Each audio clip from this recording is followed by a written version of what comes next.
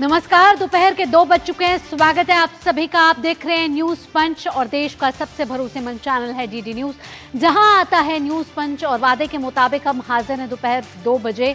और न्यूज पंच में सिर्फ खबरें नहीं होती, खबरों की होती है पूरी पड़ताल, वो भी डंके की चोट पर। आपको बताते हैं सच वो, यानी कि खबर का हर एक बिंदु, हर एक पहलू आपको बताते हैं। ग्राउंड जीरो पर रहती है हमारी संवाददाताओं की टीम, जिनसे लेते हैं हम हर छोटा बड़ा अपडेट। यानी न्यूज पंच में रहती है हर खबर पर पैनी नजर। और आज न्यूज पंच में जिन खबरों का रुख रहेगा और जिस मुद्दे पर रहेगी बात, उनका रुख कर लेते हैं सबसे पहले टॉप लाइंस में।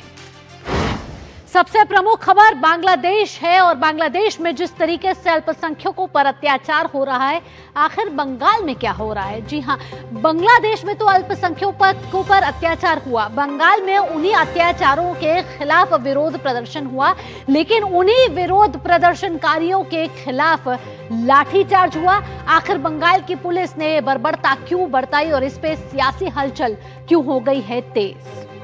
इसके साथ जिस दूसरे खबर पर हमारी नजर रहेगी वो है अंतर्राष्ट्रीय जगत से। बॉन्डी बीच हमले के बाद ऑस्ट्रेलिया ने कस लिया है शिकंजा। हथियारों पर लगाम लगाने के लिए जो कानून प्रस्तावित था उसको कर दिया गया है पास। क्या है इस नए गन कानून में और कैसे ऑस्ट्रेलिया ने हथियारों को लेकर, जो नागरिकों के पास हथियार होते हैं उस पर कैसे शिकंजा कसा है और अब कितने हथियार रखने की अनुमति मिलेगी आम नागरिकों को, बताएंगे आपको न्यूज पंच में तफ्तीश के साथ। आइए अब न्यूज पंच की शुरुआत करते हैं और सबसे प्रमुख खबर जो है वो है बांग्लादेश से जुड़ी हुई। और बांग्लादेश से जुड़ी हुई यह खबर सबसे पहले आपको दिखा देते हैं।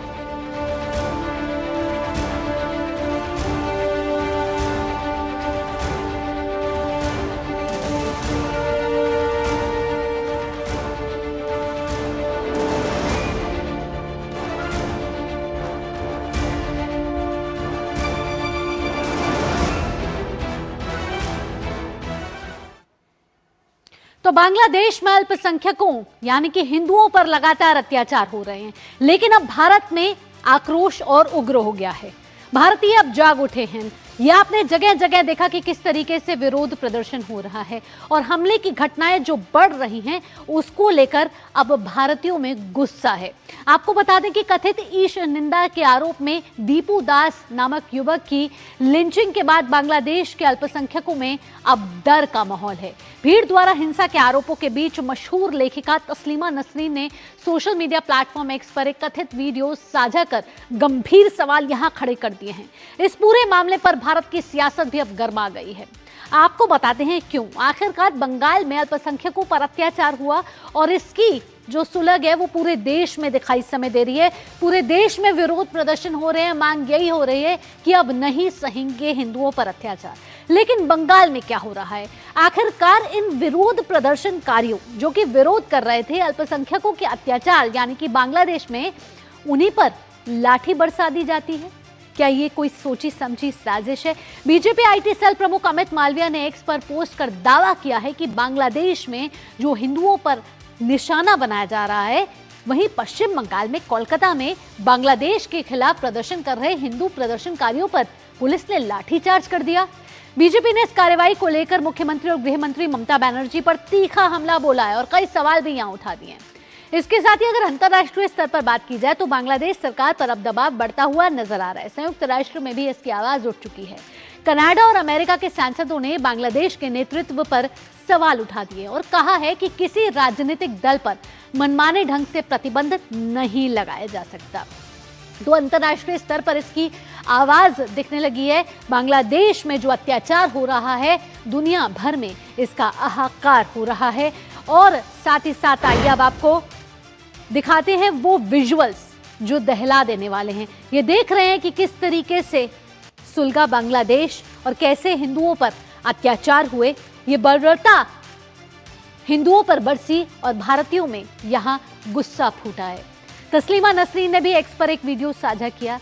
ये तस्वीरें साफ तौर पर बयां कर रही है कि ये कोई अभी करंट की बात नहीं है, वर्तमान की नहीं है। ये लगातार हम देख रहे हैं कि अल्पसंख्यकों की अगर संख्या की भी बात की जाए, सर्वे ये बता रहे हैं कि 1971 से लेकर 2025 तक हिंदुओं की जो जनसंख्या है उसमें लगातार घट रही है। वो 1.5 करोड़ हिंदू जनसंख्या रह गई है। इसको बचाने की जिम्मेदारी भारतीय सरकार की भी है, साथ ही बांग्लादेश सरकार की भी है, लेकिन बांग्लादेश की सरकार इस पर चुप्पी साधे हुए। आपको बता दें कि बांग्लादेश में चुनाव आने वाले हैं, उससे पहले इस तरीके की हलचल साफ तौर पर दिखा रही है कि अल्पसंख्यक वहां सुरक्षित नहीं है, और साफ तौर पर यह अलग अलग पोस्ट भी आपको दिखाए जा रहे हैं। अमित मालविया ने क्या पोस्ट की है, आइए आपको दिखाते हैं क्या कह रहे हैं यहाँ अमित मालविया। अमित मालविया कह रहे हैं कि बांग्लादेश में जो कट्टरपंथी हैं वो किस तरीके से अत्याचार कर रहे हैं हिंदुओं पर, और पश्चिम बंगाल सरकार खुद अपनी पुलिस को ये निर्देश देती है कि आप उन विरोध प्रदर्शनकारियों पर लाठीचार्ज करिए। पश्चिम बंगाल की मुख्यमंत्री और गृह मंत्री पर सवाल उठा डाले हैं और कहा है कि ममता बनर्जी को इसका जवाब देना चाहिए कि आखिरकार जो हमारे हिंदू हैं, भारत में रहने वाले हिंदू हैं, आखिरकार उन पर क्यों लाठी बरसाई जा रही है। ऐसे में बीजेपी बड़े सवाल यहां खड़े कर रही है और पश्चिम बंगाल की मुख्यमंत्री और गृह मंत्री ममता बनर्जी से सवाल पूछ रही है कि आखिरकार पश्चिम बंगाल में हिंसा क्यों। और दुनिया भर में जिस तरीके से हाहाकार हो रहा है और दुनिया भर में संयुक्त राष्ट्र में भी आवाज उठ चुकी है, बांग्लादेश में जो हिंदू अब सुरक्षित अपने आप को महसूस नहीं कर रहे, हम देख रहे हैं। हमने टाइमलाइन आपको सुबह बताई थी जिसमें हमने दिखाया था सिलसिलेवार तरीके से कि किस तरीके से बांग्लादेश में लगातार अल्पसंख्यक हिंदुओं पर अत्याचार किया जा रहा है।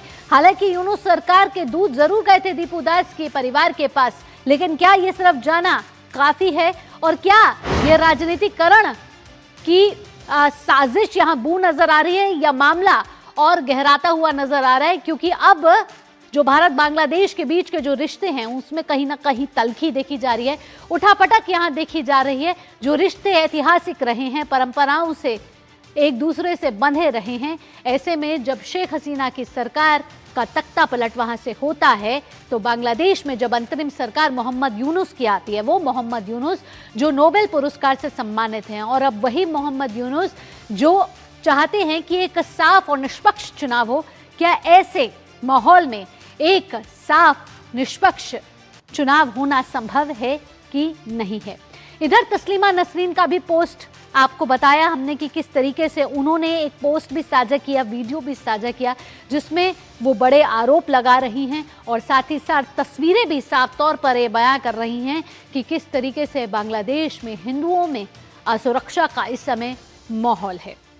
इसके साथ ग्राफिक्स के जरिए अब आपको और बताते हैं कोलकाता में किस तरीके से कट्टरपंथियों का विरोध प्रदर्शन चला, और जो बांग्लादेश के डिप्टी हाई कमीशन है उसका घेराव किया जाता है, वहां विरोध प्रदर्शन होता है। मांग यही होती है कि हमारे हिंदुओं को सुरक्षित रख लीजिए। तस्वीरें आप देखिए, यहाँ जो विरोध प्रदर्शन हो रहा है वो हो रहा है बांग्लादेश डिप्टी हाई कमीशन के बाहर, और यहाँ पुलिस देखिए साफ तौर पर ये तस्वीरें बयां कर रही है। हम कुछ नहीं कह रहे हैं, हम यही कह रहे हैं कि आप तस्वीरों पर यकीन करिए कि कितना बड़ा जनसमूह वहां आता है, और जनसमूह सिर्फ एक ही बात कहता है कि जो हमारे बांग्लादेश में हिंदू हैं उनको आप सुरक्षित रख लीजिए। और जिस तरीके से उन पर अत्याचार हो रहा है, भारत की सरकार और बांग्लादेश की सरकार को मिलकर वहां अल्पसंख्यकों को सुरक्षित रखना चाहिए। और जिस तरीके से ये घटनाएं सामने आ रही हैं, मॉब लिंचिंग की घटना सामने आई, एक दर्दनाक घटना थी जहां इस समय भारतीयों के खून उबल रहे हैं।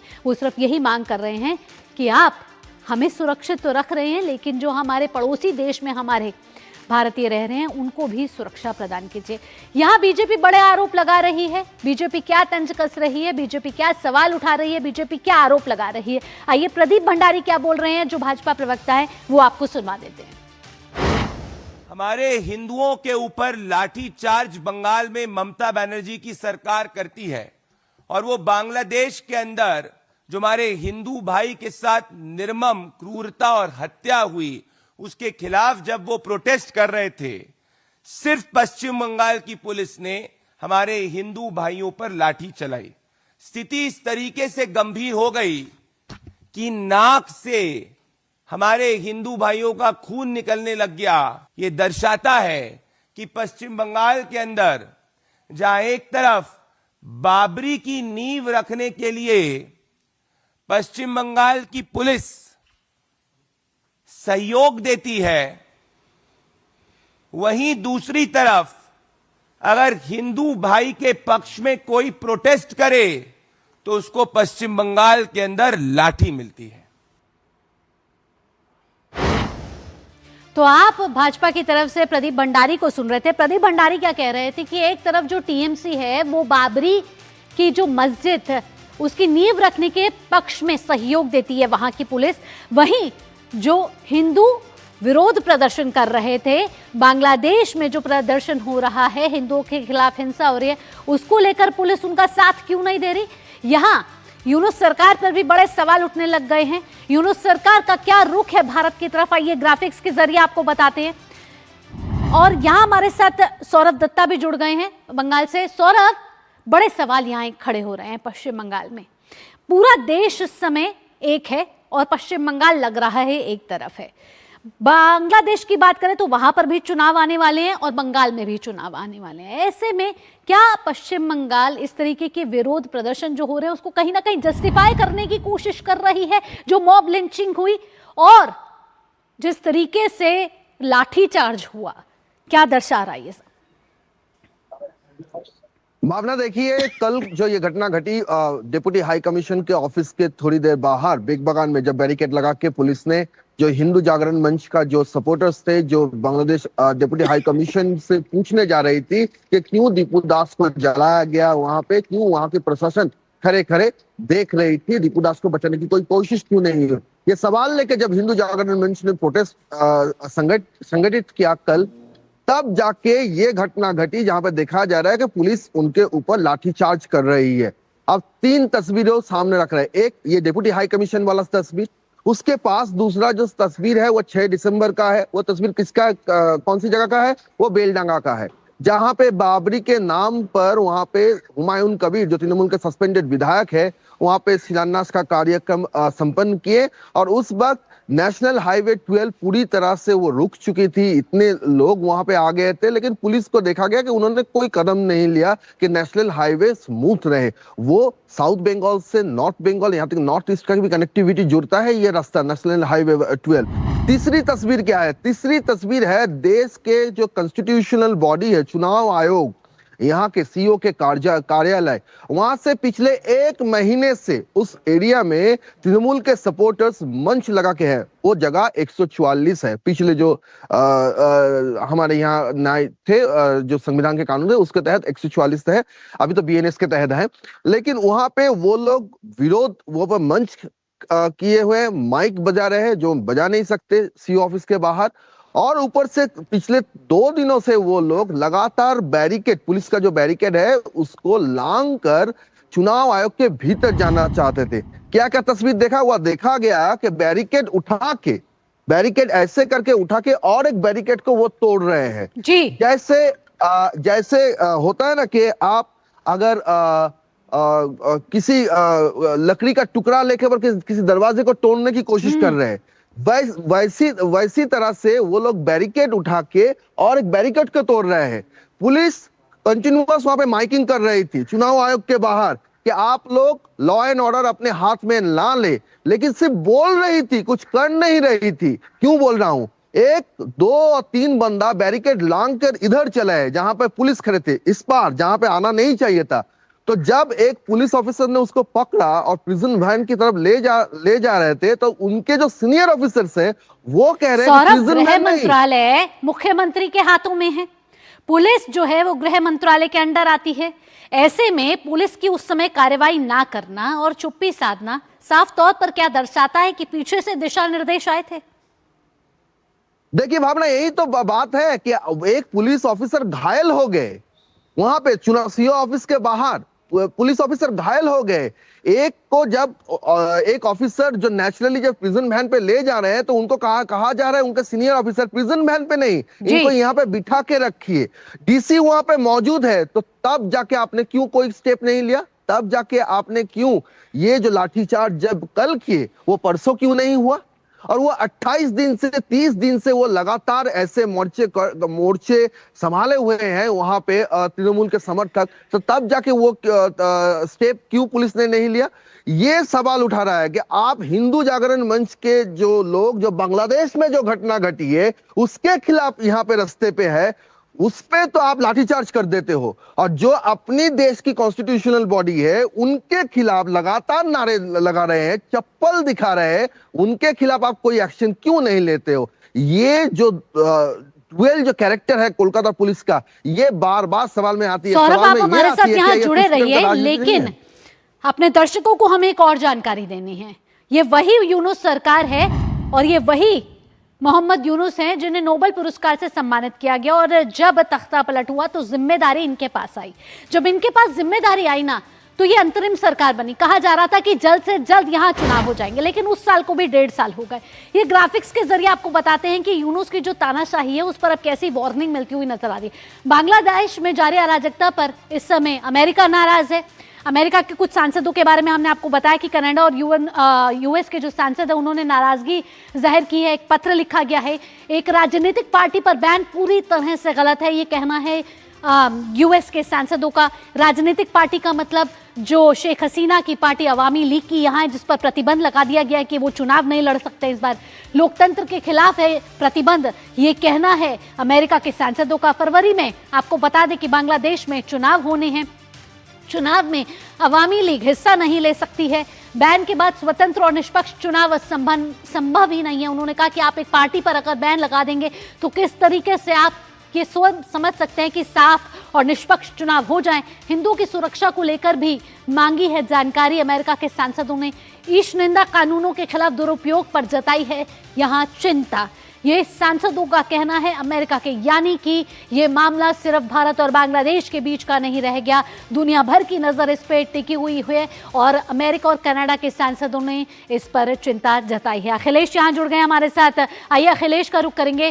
अखिलेश, हमने देखा कि किस तरीके से बांग्लादेश से लेकर जो बंगाल तक हमको देखने को मिल रहा है, उसमें जो मिल रहा है वो है निर्दोषों के साथ जो अत्याचार हो रहे हैं, और वो हो रहे हैं हमारे अल्पसंख्यक हिंदुओं के साथ अत्याचार। बांग्लादेश में तो हो ही रहे हैं, लेकिन बंगाल में भी हमने ये सूरत देखी। लेकिन जो बड़ी बात यह है वो है कूटनीति की। अब कूटनीति के लिहाज से सिर्फ ये मामला भारत बांग्लादेश के लिहाज से नहीं रह गया, दुनिया भर में अब इसकी निंदा की जा रही है। अमेरिका और कनाडा के सांसदों ने भी कह डाला है कि आप जानकारी दीजिए और एक पार्टी पे बैन लगाना ठीक नहीं है।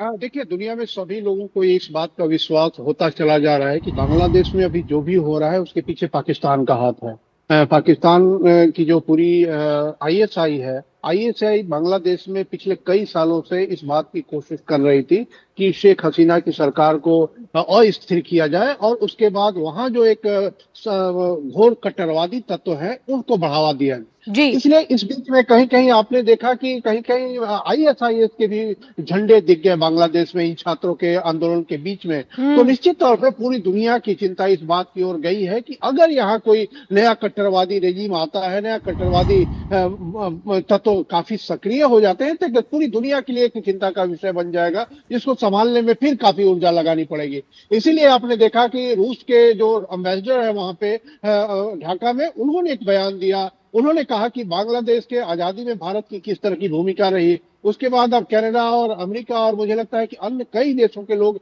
इस बात पे सामने आएंगे, क्योंकि किसी को भी यह पच नहीं रहा है कि जिस यूनुस को नोबेल प्राइज दिया गया, वेस्टर्न पावर्स ने उनको नोबेल प्राइज दिया, वहां के जो नोबेल कमेटी है, और यह मान कर दिया कि वो बांग्लादेश में पॉजिटिव इंटरवेंशन करेंगे। लेकिन जब वो एडवाइजर बने तो उनका पूरा इंटरवेंशन जो है वो बहुत ही निगेटिव हो गया। उनका एकमात्र एजेंडा रह गया कि भारत के खिलाफ विश्वमोहन करना। कई तरह के ऐसे बयान उन्होंने दिया जो कि बहुत ही अशोभनीय थे और बहुत भड़काने वाले थे। लेकिन मैं बताऊं भावना कि कल एक ऐसी घटना हुई है कि कल वहां के जो फिनेंशियल एडवाइजर है सलाहुद्दीन अहमद, डॉक्टर सलाहुद्दीन अहमद, वो फिनांस मिनिस्टर है एक तरीके से, उन्होंने कल एक स्टेटमेंट दिया, उन्होंने प्रेस कॉन्फ्रेंस किया और उन्होंने कहा कि बांग्लादेश में हम बाहरी तत्वों के प्रोवोकेशन को हम नहीं चलने देंगे, हम भारत जैसे बड़े पड़ोसी के साथ मित्रवत संबंध रखना चाहते हैं, यह उन्होंने बयान दिया। दूसरा, एक उन्होंने कल कैबिनेट में एक डिसीजन हुआ बांग्लादेश में कि भारत से वो 50,000 टन जो है अनाज खरीदेंगे। मतलब कि एक बहुत बड़ी बात है कि बांग्लादेश को अभी हम महसूस हो रहा है। पिछले दिनों आपने सुना होगा कि वे पाकिस्तान से मंगाएंगे अनाज, पाकिस्तान से चावल मंगाएंगे। तो बड़ा सवाल यही है कि क्या ये एक सोची समझी साजिश है? इसके पीछे किन लोगों का हाथ है, या फिर कहीं किस देश का हाथ है जिसके निशाने पर कुछ और है और निशाना कहीं और लगता हुआ नजर आ रहा है। अखिलेश और सौरभ, तमाम जानकारियों के साथ आपका बहुत बहुत धन्यवाद। अगली खबर अंतर्राष्ट्रीय जगत से जुड़ी हुई है और ऑस्ट्रेलिया में आपको याद होगा कि बॉन्डी बीच पर एक बड़ा आतंकी हमला होता है। हमले में 15 लोगों की जान जाती है। उसके बाद ऑस्ट्रेलिया में सख्त बंदूक कानूनों की तैयारी तेज हो जाती है और ऑस्ट्रेलिया कहता है कि हम जल्द ही इन कानूनों को सख्त करेंगे और अब इन कानूनों को सख्त कर भी दिया है। सबसे अधिक आबादी वाले राज्य जो उनकी ऑस्ट्रेलिया का है, न्यू साउथ वेल्स की विधानसभा ने आपात सत्र बुलाता है और आतंकवाद और अन्य कानून संशोधन विधेयक को मंजूरी दे दी जाती है। अब नए प्रस्ताव के तहत है क्या, अब कैसे जो गन कानून ऑस्ट्रेलिया में इस समय है उस पर लगाम लगाई जा रही है, उस पर शिकंजा कसा जा रहा है, आपको बताते हैं। आम नागरिकों को अधिकतम 4 हथियार रखने की अब अनुमति होने वाली है इस नए प्रस्ताव के तहत, जबकि किसानों के लिए सीमा 10 तय की गई है। साथ ही आतंकी प्रतीकों के प्रदर्शन और उग्र प्रदर्शनों पर भी कड़ा प्रतिबंध लगाया जाएगा। हमने देखा था बॉन्डी बीच में कुछ इसी तरीके की तस्वीरें सामने आई थी। आपको बता दें कि 14 दिसंबर को हनुका उत्सव के दौरान एक सामूहिक गोलीबारी होती है जिसमें 15 लोगों की मौत हो जाती है। उसके बाद ये कड़ा फैसला ऑस्ट्रेलिया की सरकार लेती है और ऑस्ट्रेलिया में आपको बता दें कि बड़ी तादाद में लोगों के पास हथियारों का लाइसेंस है। देश की आबादी जहां 275 लाख है, वहीं 40 लाख लोगों के पास बंदूक का लाइसेंस है। ग्राफिक्स के जरिए आपको बताते हैं कि कैसे सिडनी अटैक से सबक लिया ऑस्ट्रेलिया ने और इस सबक लेने के बाद गन लॉ को और सख्त कर दिया। आइए आपको ग्राफिक्स का रुख करते हैं और बताते हैं कि गन कानून जो नया लाया गया है आखिरकार वो है क्या।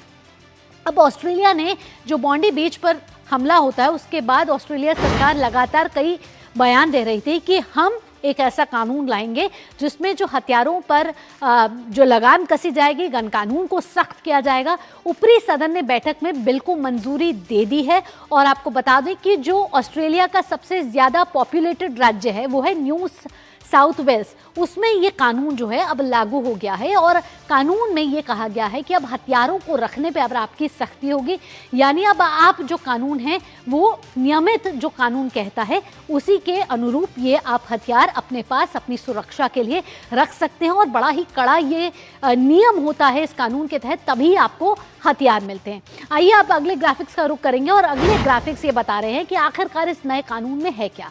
आपको बताते हैं ग्राफिक्स के जरिए। ऑस्ट्रेलिया का अब तक का सबसे सख्त कानून इसको माना जा रहा है।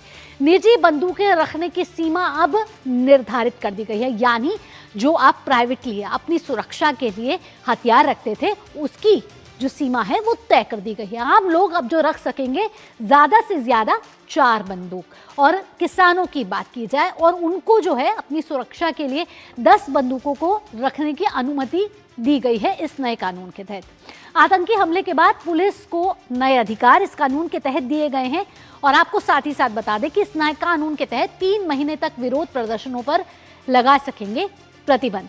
आतंकी प्रतीकों के सार्वजनिक प्रदर्शन पर भी रोक लगी गई है और अपराधियों को अगर वो इस कानून का उल्लंघन करते हैं तो जेल, जुर्माना या दोनों का प्रावधान इस नए कानून के तहत है। अक्षय डोंगरे हमारे साथ जुड़ गए हैं ज्यादा जानकारी के साथ। अक्षय, कितना सख्त है ये नया कानून और क्यों जरूरत पड़ी थी ऑस्ट्रेलिया में इस तरीके के नए कानून को लाने की और सख्त कानून को लाने की, क्योंकि इसके नियम बहुत ही सख्त हैं।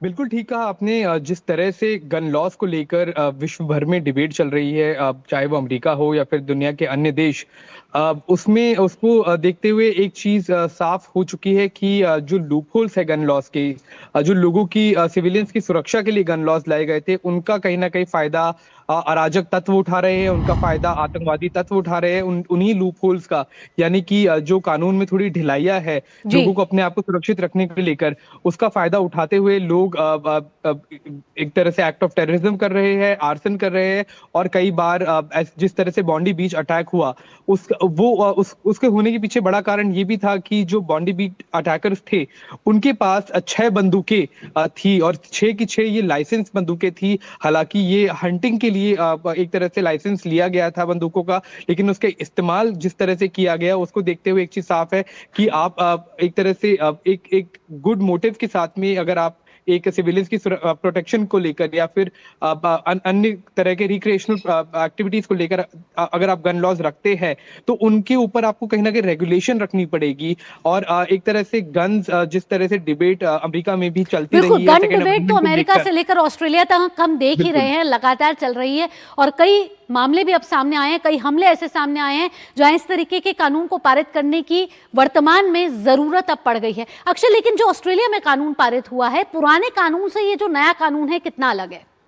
देखिए काफी सारी इसमें काफी सारे चेंजेस किए गए हैं, खास तौर पे जो आपने बताया कि ओनरशिप को लेकर कि कितनी बंदूकें एक तरह से लोग रख सकते हैं। हालांकि अभी भी इसके ऊपर जो अपोजिशन है वो कई सारे पॉइंट्स के ऊपर वेरी करता है, उनका जो ओपिनियन है इस बात को लेकर। कई कुछ ऐसे पॉलिटिकल पार्टीज है जो और ज्यादा स्ट्रिक्ट एक तरह से गन लॉज को लेकर बात करते रहे हैं। कुछ लोग कह रहे हैं कि एक तरह से रेगुलेशन में बदलाव किया जाए और लोगों की लिबर्टीज के ऊपर अब ये एक तरह से अब एक सवालिया निशान खड़ा होता है गन लॉज जिस तरह से लाए जा रहे हैं। तो इसमें अभी भी काफी बदलाव किए गए हैं, गुंजाइश काफी बदलावों की है। बिल्कुल, बहुत सारे बदलाव यहाँ अक्षय किए गए, लेकिन न्यू साउथ वेल्स में ही इसे लागू किया गया है। क्या पूरे ऑस्ट्रेलिया में भी इसको लागू करने की कोई रणनीति बनाई जा रही है?